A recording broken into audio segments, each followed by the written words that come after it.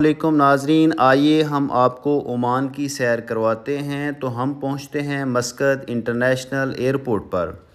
Oman, جس کا پورا نام سلطنت آف عمان ہے، 3,09,500 مربع میل پر مشتمل دنیا کا 17واں بڑا ملک ہے۔ مسقط عمان کا دارالحکومت ہے اور مسقط عمان کا سب سے بڑا شہر ہے۔ عمان کی آبادی تقریباً 50 لاکھ ہے اور یہ دنیا کے 125ویں نمبر پر آتا ہے۔ عمان کے موجودہ سلطان کا نام حاتم بن طارق ہے۔ اس سے پہلے سب سے لمبا عرصہ حکومت کرنے والے سلطان قابوس بن سعید بن السعید، جنہوں نے عمان کو ترقی کی راہوں پر گامزن کیا۔ سلطان قابوس بن سعید، جو عرب دنیا میں سب سے زیادہ حکمرانی کرنے والے بادشاہ تھے، 79 برس کی عمر میں آپ نے انتقال کیا۔ اس کے بعد حاتم بن طارق کو عمان کا سلطان مقرر کر دیا گیا۔ سلطان قابوس نے 1970 میں اپنے والد کو بغیر کسی خون خرابے کے برطانوی تعاون کے ساتھ معزول کیا اور تخت پر بیٹھے تیل کی دولت کو استعمال کرتے ہوئے انہوں نے عمان کو ترقی کی راہوں پر گامزن کیا۔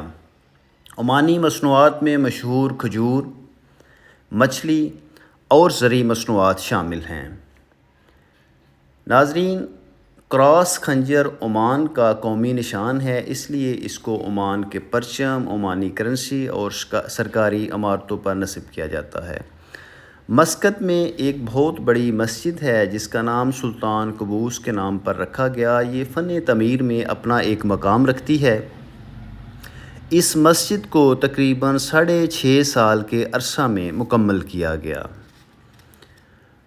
مسقط شہر سے تقریباً 1 گھنٹے کی مسافت پر ایک شہر ہے جس کا نام سمائل ہے، وہاں ہم آپ کو زیارت کرواتے ہیں۔ ایک صحابی رسول صلی اللہ علیہ وسلم جن کا نام مازن بن غدوبہ تھا، ان کی قبر کی، اور یہ عمان کے سب سے پہلے مسلمان ہیں جنہوں نے ایک مندر کو ختم کیا اور وہاں ایک مسجد تعمیر کی گئی جو آج بھی موجود ہے۔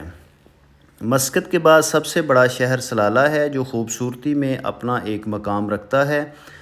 یہاں حضرت مریم علیہ السلام کے والد حضرت عمران علیہ السلام کی قبر مبارک اس شہر میں موجود ہے اور حضرت ہود علیہ السلام کا مزار بھی اسی شہر میں موجود ہے۔ حضرت یونس علیہ السلام کی قبر کی زیارت بھی آپ سکرین پر کر سکتے ہیں۔ اس کے علاوہ یہاں نبی ایوب علیہ السلام کی قبر مبارک بھی پہاڑ کی ایک چوٹی پر موجود ہے، ان کی قبر کی زیارت بھی آپ سکرین پر کر سکتے ہیں۔ اس کے علاوہ ناظرین، حضرت صالح علیہ السلام کا مزار بھی صلالہ شہر سے تقریباً 200 کلومیٹر کی مسافت پر ہے، ان کی قبر کی زیارت بھی آپ سکرین پر کر سکتے ہیں۔ اس کے علاوہ حضرت صالح علیہ السلام کی اونٹنی کے قدموں کے جو نشانات ہیں وہ بھی صلالہ شہر کے وسط میں موجود ہیں، وہ اس جگہ کی زیارت بھی آپ سکرین پر کر سکتے ہیں۔ یہ پیغمبروں کا شہر ہے، اس کو تاریخ میں بڑی اہمیت حاصل ہے۔ صلالہ سے تھوڑی سی مسافت پر ایک شہر ہے جس کا نام مرباط ہے، وہاں بن علی کی قبر مبارک ہے، ان کے روضہ مبارک اور قبر مبارک کی زیارت بھی آپ سکرین پر کر سکتے ہیں۔ اس کے علاوہ صلالہ شہر میں ایک عاشق رسول حضرت اویس کرنی رضی اللہ تعالیٰ عنہ کی قبر مبارک کی زیارت بھی آپ کر سکتے ہیں، اور حضرت سلیمان علیہ السلام پر ایمان لانے والی ملکہ بلقیس کے محل کی زیارت بھی آپ کر سکتے ہیں، سکرین پر یہ بھی موجود ہے۔ اور تاریخ کا مشہور جادوگر سامری جادوگر کی قبر بھی اسی شہر میں موجود ہے، وہ بھی آپ دیکھ سکتے ہیں۔